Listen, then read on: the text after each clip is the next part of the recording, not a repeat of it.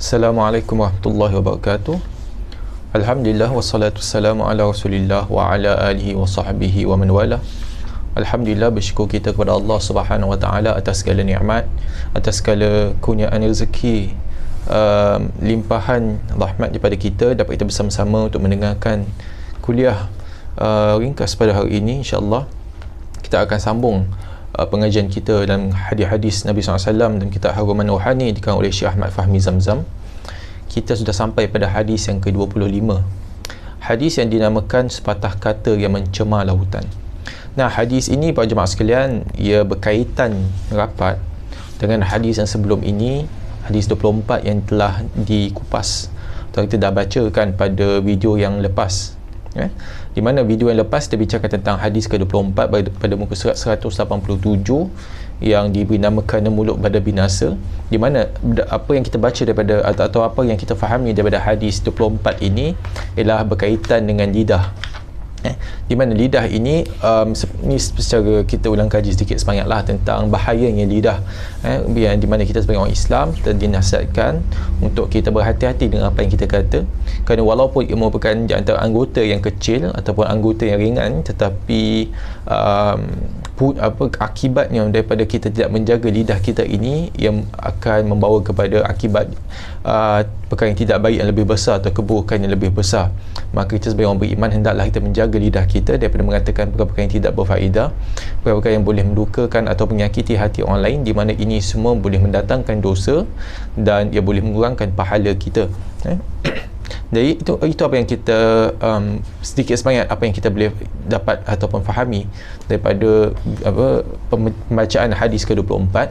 InsyaAllah kita akan baca hadis ke-25, di mana ia berkaitan juga dengan menjaga lidah, di mana dalam hadis yang diriwayatkan oleh Imam Tirmizi yang berstatus hadis hasan sahih, di mana daripada Aisyah radhiyallahu anha qalat qultu lin nabi sallallahu alaihi wasallam hasbuka min safiyyata kadza wa kadza qala ba'du wa ta'ni qasiratan faqala laqad qulti kalimatan law muzijat bima'il bahri lamazajathu qalas wa hakaitu lahu insanan faqala ma uhibbu anni hakaitu insanan wa inna li kadza wa kadza rawahu Tirmizi wa qala hadisun hasanun sahih.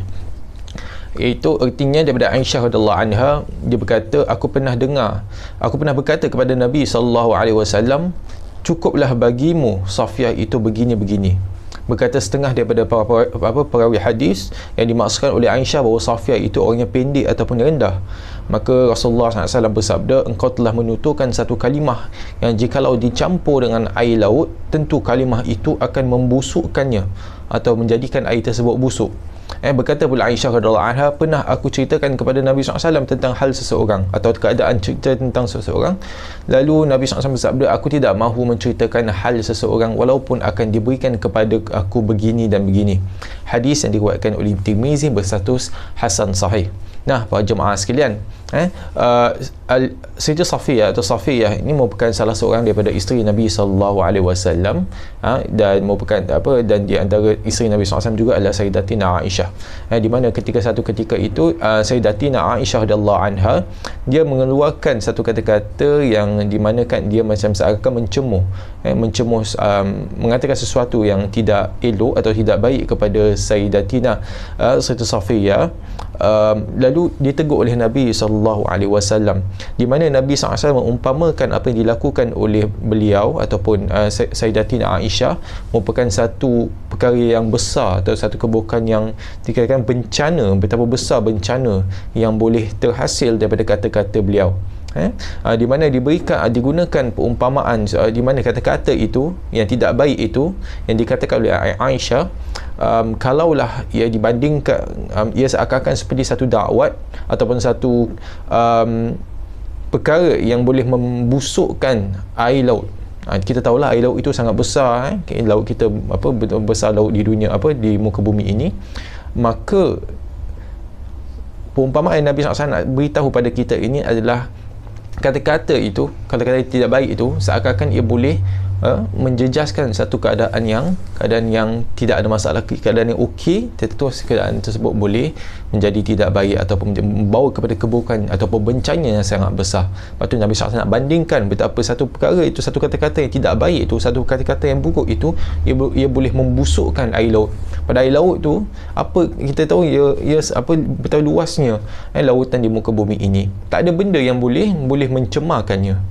Walaupun kalau kita buang sampah, kalau kita cemarkan air laut, kita tuang benda kat dalam, benda yang kotor ke dalam air laut, kita pasti bahawa air laut tersebut, kalau dia kotor pun kotor kat bahagian sana, tapi kita tak boleh kata air laut tu, satu air laut di muka bumi ini terus kotor disebabkan apa yang kita tuang ataupun kita buang dalam air laut tersebut. Jadi kerana air laut itu sangat luas dan sangat dalam dan banyak sangat. Jadi Nabi SAW beri umpamaan di sini untuk menggambarkan kepada kita betapa bahayanya kata-kata. Di mana kata-kata kita ini sebagai orang manusia ini, kita kena hati-hati. Kita kena berhati-hati dalam tuturan kita.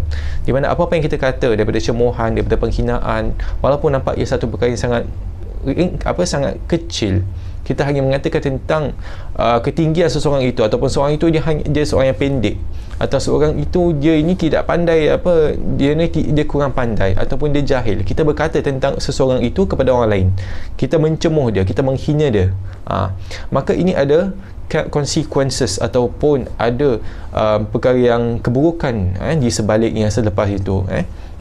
Jadi kita lihat di sini para jemaah sekalian, begitu besarnya dosa yang dibawa oleh lidah kita atau lidah seseorang itu, yang di mana hanya dengan satu kalimat saja itu pun yang diucapkan, ia boleh mencemar lautan seperti yang digambarkan oleh Nabi. Maknanya ia boleh membawa kepada bencana ataupun masalah yang lebih besar. Kadang kita terlalu senang untuk kita bercakap tentang seseorang, keburukan ataupun menghukum seseorang ataupun menyebut keaiban kepada orang lain. Ataupun kita ni mungkin tabiat kita ataupun mungkin kebiasaan kita untuk mengumpat, kita berkata tentang perihal orang lain atau mudah menghina orang lain. Maka kita terlupa bahawasanya apa yang kita lakukan, semua perkara ini semua ia membawa kepada dosa yang sangat besar. Walaupun ia satu perkara yang kecil, walaupun satu perkataan sekalipun, maka ia boleh membawa kepada dosa yang besar, boleh menjejas amalan kita, boleh memburukkan hubungan kita kepada dengan sesama manusia, boleh memburukkan hubungan kekeluargaan, persahabatan dan sebagainya, dan dia boleh menimbulkan fitnah yang besar, walau daripada satu perkataan yang mudah atau perkataan yang ringan. Maka para jemaah sekalian, kita hendaklah sebelum kita nak cakap apa-apa tu, seperti yang saya dah kongsikan pada minggu lepas, sentiasa kita fikir ataupun kita bayangkan dahulu apakah kata-kata kita ini sebelum kita nak cakap ni, ia satu perkara yang baik. Kemudian kalau kita perkara baik, adakah ia boleh menimbulkan faedah? Kerana tidak semestinya benda yang baik itu ia boleh memberikan faedah. Kadang-kadang benda yang baik itu juga kadang ia tidak ada faedah, tidak ada manfaat di sebaliknya. Maka kita akan pastikan kalau ada manfaat dan ada kebaikan di sebaliknya, ada kemungkinan boleh tak ia menjejas ataupun menjejas perasaan ataupun menyakiti orang lain?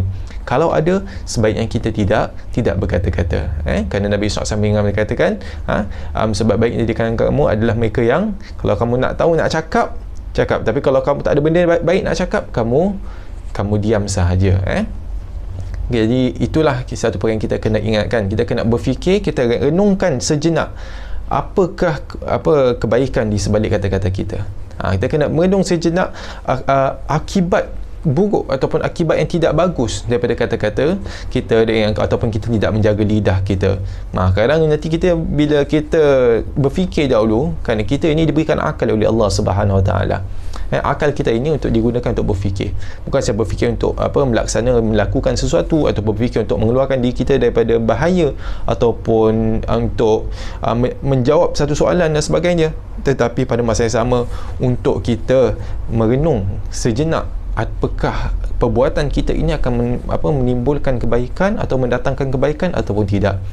Ramai sekali di antara kita kadang tak berfikir kita berkata-kata. Cuba kita untuk berfikir sejenak kalau kita berkata-kata. Insya-Allah kita akan tersentak ataupun kita akan apa yang kita lakukan itu daripada perbuatan berfikir itu, ia boleh menimbulkan satu rasa betul lah apa yang aku kata ni, kemungkinan ia akan mendatangkan keburukan yang lebih besar. Sebaiknya aku diam saja dan berkata perkara yang baik, ataupun aku tidak berkata apa-apa saja. aku diam saja, maka insya-Allah perbuatan kita itu iaitu berfikir dan merenung daripada sebelum kita bertutur ataupun berkata, ia akan mendatangkan kebaikan dan ia akan menyelamatkan diri kita daripada dosa yang besar. Dan juga pada masa yang sama kita menjaga keamanan, sama ada keamanan dalam rumah tangga, keamanan antara persahabatan, keamanan untuk diri kita juga, dan menjaga hati kita daripada menjadi hati yang gelap. InsyaAllah, wallahu ta'ala alam. Amin ya rabbal alamin. Saya tutup di sini. Aku qouli hadza wa astaghfirullahal azim li wa lakum. Wassalamualaikum warahmatullahi wabarakatuh.